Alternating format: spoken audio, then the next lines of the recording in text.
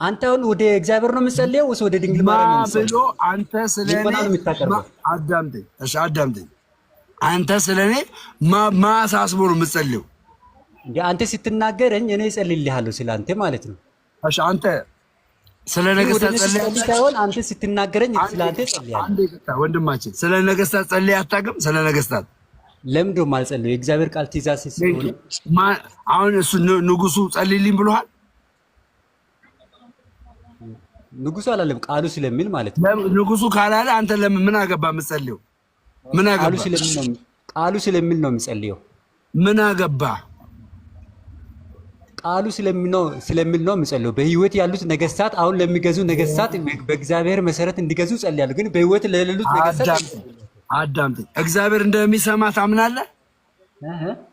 እግዚአብሔር እንደሚሰማ ታምናለህ? እግዚአብሔር እንደሚሰማ አምናለሁ። በሁሉም ቦታ እንደሚገኝ ታምናለህ? የእግዚአብሔር ጸጋ በሁሉ ቦታ ይገኛል አይገኝም? የእግዚአብሔር ጸጋ በሁሉ ቦታ ይገኛል። ግን የእግዚአብሔር ጸጋ በሁሉ ቦታ ይገኛል አይገኝም? የእግዚአብሔር ጸጋ ይገኛል። ሰው ባለበት ይገኛል። ቴንኪው። የእግዚአብሔር ጸጋ በሁሉ ስፍራ የሚገኘው የእግዚአብሔር ጸጋ ለሰዎች ተሰጥቷል አልተሰጠም? ለሰዎች ተሰጥቷል። ግን ሰዎች በሁሉም ቦታ መገኘት አይችሉም። ይሄ ፐርሰናሊቱ በሁሉ ቦታ አይገኝም። ነገር ግን የእግዚአብሔር ጸጋ ግን አንድ ሰው በሁሉ ቦታ ተገኝቶ ወንድማችን አዳምጠኝ አንዴ። የእግዚአብሔር ጸጋ ግን በሁሉ ቦታ ይገኛል አልክ። ደምረው በሁሉ ቦታ መገኘት አይችልም። እግዚአብሔር በሰጠው ጸጋ ደምረው ምሳሌ ነው መሰጠህ። ደምረው እግዚአብሔር በሰጠው ጸጋ በሁሉ ቦታ ጸጋው የመገኘት አቅም አለው አይደል? የለውም። በሁሉም ቦታ የመገኘት ባህሪ ያለው እግዚአብሔር ብቻ ነው። ይህን ባህሪ እግዚአብሔር ለሰዎች አልሰጠም። ጸጋው ይገኛል አልከኝ እኮ አሁን። ጸጋው ይገኛል አልከኝ እኮ። ጸጋው ይገኛል ማለት ሰው በሁሉም ቦታ ይገኛል ማለት አይደለም። እኔ ሰው በሁሉ ቦታ ይገኛል አላልኩም እኮ፣ ጸጋውን ያልኩ። ድንግል ማርያም ጸጋ ተሰጥቷታል አልተሰጣትም? በሁሉም ቦታ የመገኘት ጸጋ መሰጠቱን አሳየኝ። ድንግል ማርያም ጸጋ መሰጠቱን አሳየኝ። ቆይ ድንግል ማርያም ጸጋ አልተሰጣትም? ጸጋ ተሰጥቷታል። ግን በሁሉም ቦታ የመገኘት ጸጋ እንደተሰጠ መጽሐፍ ቅዱስ አይናገርም። አሁን እኮ አንተ ነህ እኮ የመለስክልኝ። ጸጋው በሁሉ ቦታ ይገኛል አልከኝ እኮ አንተ እኮ የመለስክ። በሁሉ ቦታ ይገኛል ማለት ሰው በሁሉም ቦታ ይገኛል ማለት አይደለም። እኔ ሰው በሁሉ ቦታ ይገኛል እያልኩ አይደለም። ጸጋው በሁሉ ቦታ ይገኛል ነው እያልኩ ያለው። ጸጋው አለ። አዎ ጸጋው በሁሉም ቦታ ይገኛል እንጂ ሰውየው አይገኝም። ጸጋው ግን በሁሉ ቦታ ይገኛል። ገባ? አሁን ተግባባን አለ። ኦኬ ተግባባና ወንድማችን በአንተ እንኳን ሰራለሁ፣ ችግር የለውም። እሺ ተግባባ። ቴንኪው። ድንግል ማርያም ጸጋ አላት የላትም? ጸጋ አላት። ቴንኪው። የድንግል ማርያም ጸጋ በሁሉ ቦታ ይገኛል አይገኝም? ከእግዚአብሔር ስለተቀበለችው እና ጸጋ ለድንግል ማርያም ሲሰጥ ድንግል ማርያም በሌለችበት ጸጋ ይሰራል ማለት ነው። ድንግል ማርያም በሌለችበት ጸጋው ይሰራል። ድንግል ማርያም ሕያው ናት፣ ሕያው አይደለችም? ድንግል ማርያም ሕያው ናት፣ ሕያው አይደለችም?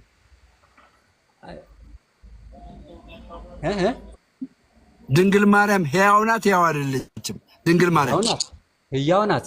ግን ከእሷ ላይ ጸጋ ተነስቷል አልተነሳም?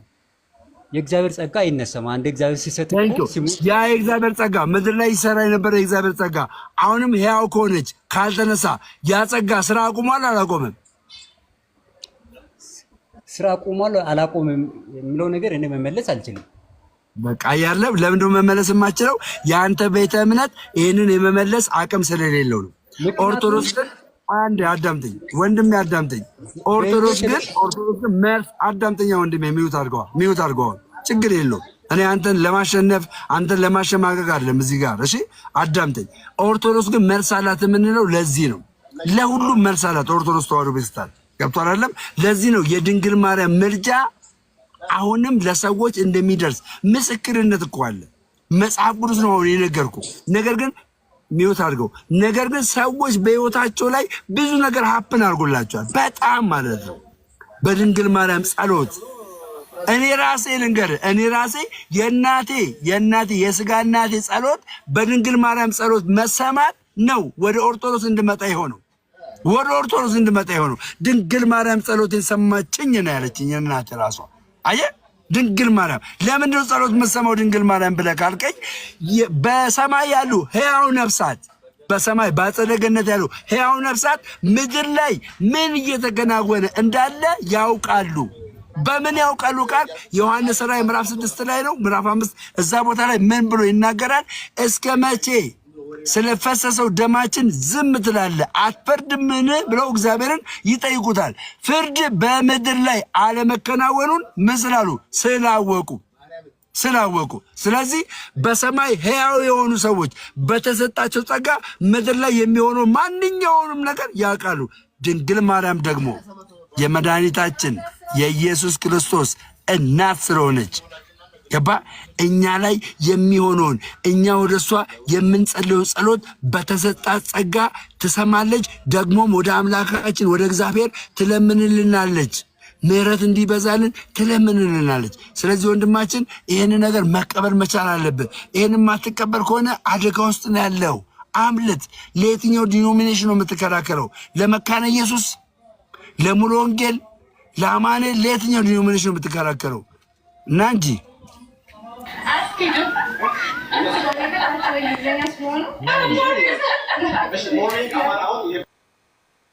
እሺ፣ ሰላም በሉን። ዛሬ በጣም ደስ የሚል ጊዜ ነበረኝ። በጣም እግዚአብሔር ይመስገን። በእውነት በጣም ነው ደስ ያለኝ። ጌታ በሚያውቀው በጣም የእውነት በጣም ነው ደስ ያለኝ።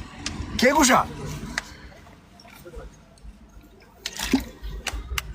ኬኩ ደምሻ እንዴት ነህ? ደህና ነው፣ እግዚአብሔር ይመስገን። በጣም ደህና ነኝ ወንድሜ። እግዚአብሔር እርዳት። እግዚአብሔር ከአንተ ጋር ይሁን። አለው በትንሽ ሰዓት። ጄሪዬ እንዴት ነሽ? ቀሲስ ሰላም ብያለሁ። ይፍቱን ይባርኩን። ቀሲስ ሰላም ነው? እግዚአብሔር ይፍታ፣ እግዚአብሔር ይባርክልን። እንደምን ሰላም ጤና ይስጥልን ብያለሁ። ሰላም ነው። ሰላም ላንተ ይሁን። ኬኮ ሀሰን ቡታ ሰላም፣ እንዴት ናችሁ? ስላየኋችሁ በጣም ደስ ብሎኛል። እግዚአብሔር ይስጥልን፣ ተባረኩልን። ደግሞ ቅድም ሄሉ ጋር ሄጄ ነበረ። እሷን በመመለሷ ወደ ቤታችን በመቀላቀሏ የአንተን ጸጋና በአንተ ቦታ ወደ አንተን በሚመስል መልኩ ነበረች። ወደዚህም ቦታ በመምጣቷ እጅግ ደስ ብሎኛል። እግዚአብሔር ይመስገን። የእግዚአብሔር ታምር ይገለጣል። ገና እንበዛለን። ገዛ ብዙ የወጡ ወንድሞቻችን በአጉል መንገድ ተጠምደው ወደ ተለያዩ ቦታ የሄዱ ሰዎች ደግሞ ይመጣሉ ብለን እናስባለን። በደንብ እያደረግከው ያለው ወንድም አሁን እየተከታተልኩ ነው። ውስጥ ገብቼ እኮ ገስት ላይ ብዙ ባላወራም ግን ብዙ ጊዜ እየሰማሁ ነው። የምታደርጋቸው ነገር የምታደርገው አስተዋጽኦ ኦርቶዶክስ ሃይማኖት እንድትሰፋና ኦርቶዶክስ ሃይማኖት ደግሞ ክብሯ ከፍ እንዲል እንደገና ደግሞ የጻድቃን የሰማዕታት ክብራቸውን ከነ ማዕረጋቸው ጋራ እያስተዋወቁ ነበር። እኔ አንዳንድ ጊዜ ሳስብ በእውነቱ ከሆነ አንዳንድ ጊዜ ጸጋን እግዚአብሔር ነው የሚሰጠው። ይህ ሁሉ የተሸፍኖ ነበር እላለሁ። ራሱ አሁን እንዲያው በእውነት የት ሄዶ ነበር? ምንድነው ሸፍኖት የነበረ እንዳይናገር በፊቱ የሚለው ነገር ግርም ይለኛል። አሁን ስታወራው አሁን ከአንደበት ሲወጣ ደምሮ ያን ጊዜ ቤት ነበረ። አሁን እንዴት ነው የሚናገር? እንዴት አወጣው? አሁን ለከን እግዚአብሔር መንፈስ ሲነካን የምንናገረውን አናውቀውም። እና ሁለተኛ ጊዜ ደግሞ ረቀቅ ያለ ቦታ ነው የሚያስገባን ብዬ ራሴን እንድምርምር አደረገኝ ማለት ነው። ስለዚህ ያንን የሰይጣን መንፈስ ምን ያሉ ቅዱሳንን እንደሚሸፍንብንና የእግዚአብሔርን ትክክለኛው ገጽና ራእይ እንዳናውቅ የእግዚአብሔርን መንገድ እንዳናውቅ በትክክለኛው መንገድ እንዳንሄድ ምን ያህል ሽፋን እንደሚያደርግብን በእናንተ አወኩ ማለት ነው። ሰው ሲመለስ ከነ ሙሉ ክብሩ ሲመለስ እንዲመሰክራል እርግጠኛው የምናገረው በእናንተ ብዙ ታምራት። አሁን ስለ ጥምቀት ያለውን ነገር በኦርቶዶክስ ቤተክርስቲያን ውስጥ ያለውን ነገር እንድታስረዳ ነው። ስፔሻሊ ከህፃናት የ40 ቀን ጥምቀት የሚለው ጋር ተያይዞ ማለት ነው። ህፃናቶች በ40 ቀን የሚጠመቁበት ምክንያት ያለ አስተምሮ ገባኝ። አንተ መጀመሪያ ያለ አስተምሮ ምንድነው ስለ ጥምቀት?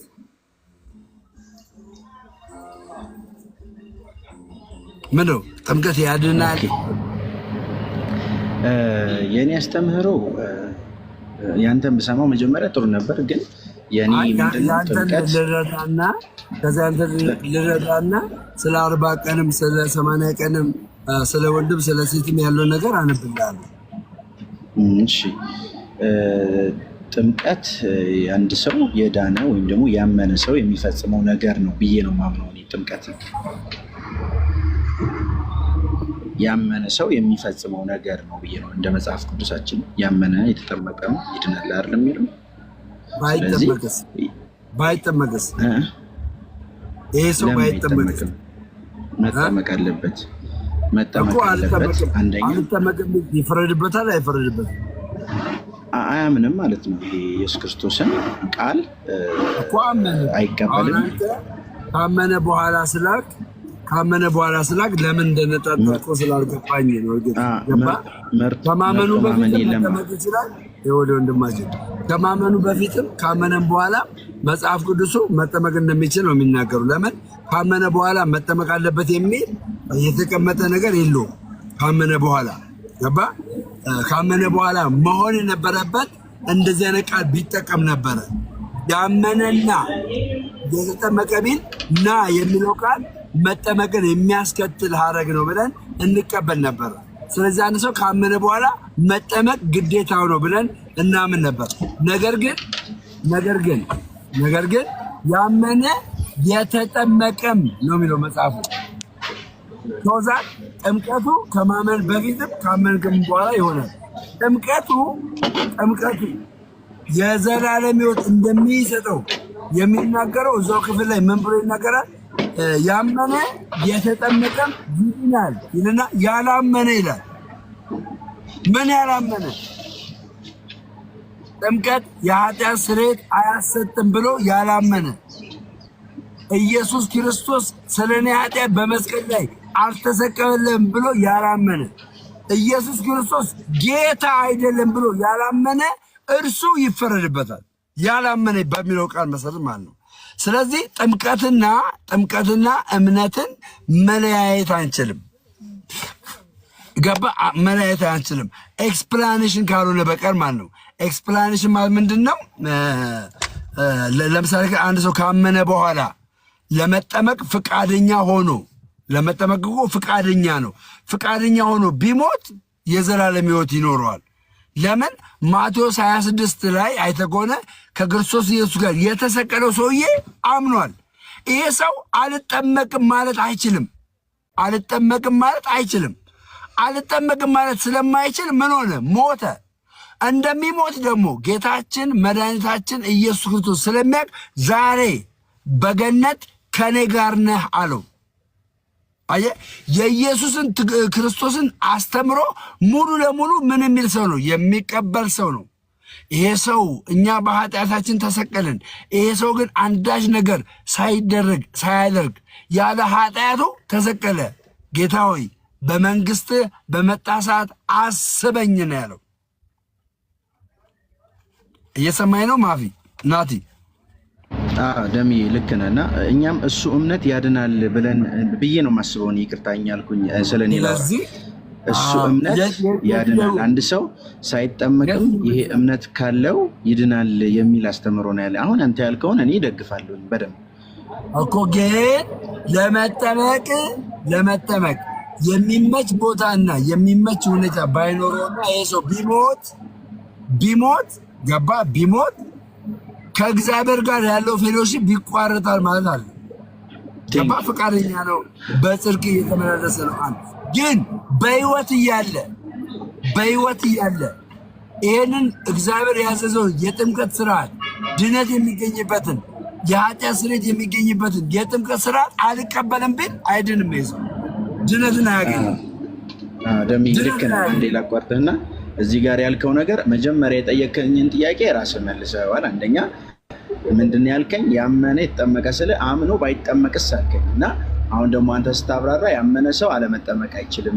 አምኗል፣ ኦልሬዲ ተቀብሏል።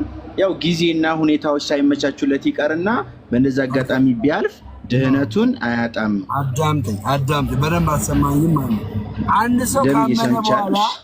አንድ ሰው ካመነ በኋላ ለመጠመቅ እድልና ጊዜ እያለው እድል ፈንታ እያለው አልጠመቅም ቢል አይድንም። ይሄ ሰው አይድንም። እምነቱ አያድነውም። ሳይጠመቅ እምነቱ አያድነውም። ሌላኛው ደግሞ ልምጣት ሌላኛው ስመጣ ደግሞ አንድ ሰው ካመነ በኋላ ሳይጠመቅ ለመጠመቅ ፍቃደኛ ሆኖ ሳይጠመቅ ቢሞት የዘላለም ሕይወት አለው። ይሄ ኤክስፕላኔሽን ነው። የዘላለም ሕይወት አለው፣ ይድናል ብዬ ነው ምልክ። ይሄ ነው ምልክ። ስለዚህ አንተ ጥምቀት የኃጢአትን ስርየት እንደሚያሰጥ አመንክ አላመንክም? ደምዬ እኔ አሁን ጥምቀት የኃጢአት ስርየት ያስገኛል ብዬ አይደለም የማምነው። ግን አሁን እስካሁን አንተ ባልከው ነገር እስማማለሁ። ምንድነው አንድ ሰው ካመነ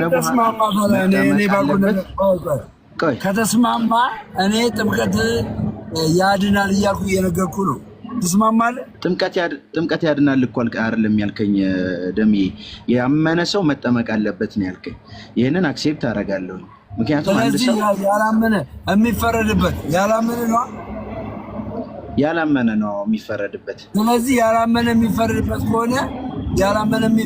ከሆነ ጥምቀት አያድንም ብሎ ያላመነ ይፈረድበታል አይፈረድበትም? ጥምቀት እምነቱ እኮ ስለ ጥምቀት አይደለም። ባይዘዌ እምነት ስለ ኢየሱስ ነው አይደለም። መጀመሪያ እኮ ኢየሱስ ክርስቶስ ያድንሃል ብለህ ስትነግረው ነው አምኖ የሚቀበለው ደምዬ። ከዛ በኋላ የጥምቀት ስርዓትን የሚፈጽመው ለመሰለ።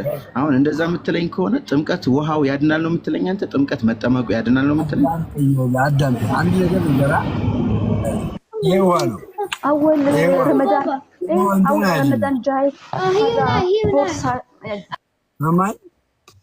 ይሄው አንተን አያድንህ።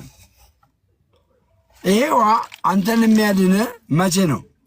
በቤተ ክርስቲያን ስልጣን በተሰጣቸው ካህናቶች ተጸልዮ በጸሎት ተባርኮ እግዚአብሔር ባርኮት ያን ጊዜ አንተን የማዳን ኃይል አለው።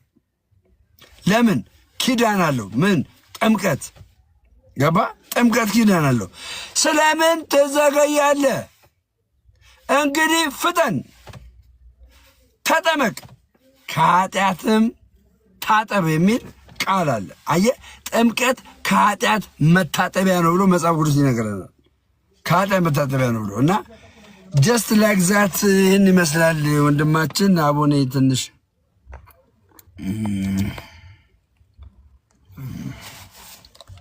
እንቅልፍ መጣ ታውቃለህ። ደከመኝ፣ ብዙ እግር ጉዞ ስላበዛው ደከመኝ።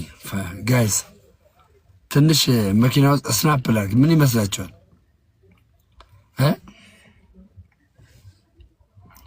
ምን ይመስላችኋል? በሆነ በጣም ደከመኝ።